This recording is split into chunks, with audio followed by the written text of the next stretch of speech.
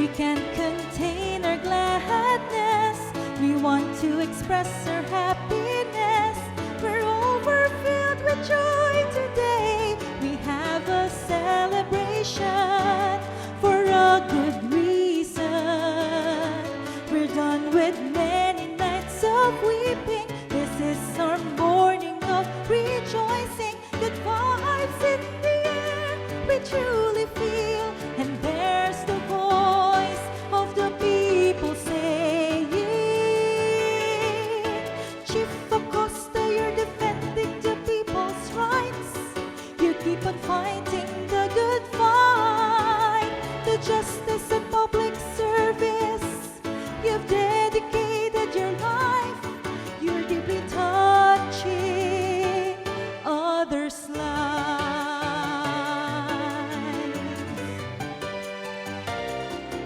Cases of national and global interest. You've many of these tirelessly. You've worked hard until they are solved. Nagsilbing guest of honor and keynote speaker ang ating hepe, PAO Chief Persida Acosta, sa ginanap na Stakeholders Night at launching ng College of Law ng Bataan Peninsula State University sa Balanga, Bataan noong June 25. To our distinguished guest, whom we are deeply honored to welcome this evening, the Chief of the Public Attorney's Office, Dr. Persida B. Rueda Acosta, ma'am, whose lifelong dedication to access to justice and public service continues to inspire many Filipinos. Ma'am, we are truly honored by your presence. Proud Bataenyo po kami.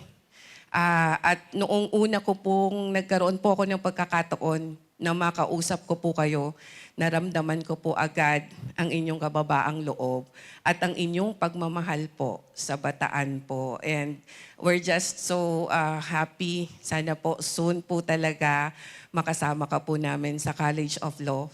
Napakasaya ko dahil ang bayan o lalawigang aking tinubuan magkakaroon na ng law school.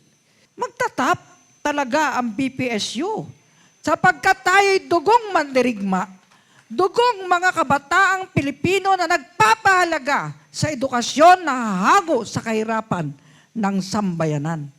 Kaya sa pagkakataong ito, sa inyong lahat, pinaabot ko sa inyo ang aking taos-pusong pagbati. Ang munisipyo or ang municipality ng Mariveles ay nagagalak na nabuksan na po ang BPSU College of Law. Congratulations po sa inyong lahat. Siyempre sa akin pong kaibigan, Dean Ada, you have the full support of the community of the province of Bataan. Maraming salamat po, mabuhay po. Godspeed sa BPSU College of Law. Sa kanyang talumpati ay binigyang diin ng ating hepe ang mga katangian na dapat at hindi dapat taglayin ng isang law student o kahit ng isang abogado. Alam niyo yung kayabangan, dapat alisin natin sa ating katawan. Matuto tayo magpakumbaba. Dahil kapag tayo ay mayabang, tayo ay mababagsak. Ikalawa, huwag mainitin ang ulo. Ang sekreto nating mga abogado, mental composure. Kasi tayo ay sandali lamang sa mundong ito. Kailangan nasa atin ang mabuting kaugalian. Yan ang tradisyon ng Bataan. Kaya dapat abogado kayo. Mag-aral kayo ng batas.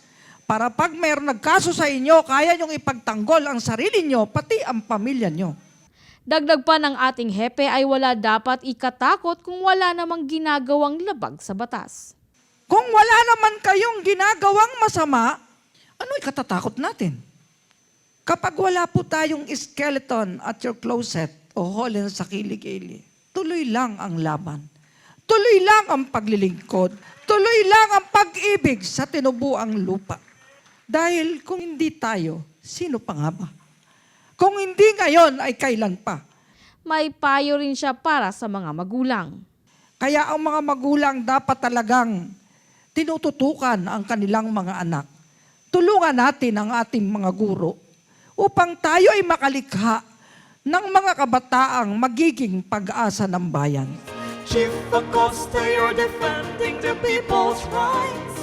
You keep on fighting the good fight, the justice and public service. You've dedicated your life. You're deeply touching others' lives. You're fighting the good fight. This cannot be denied. Onward and fighting the good fight.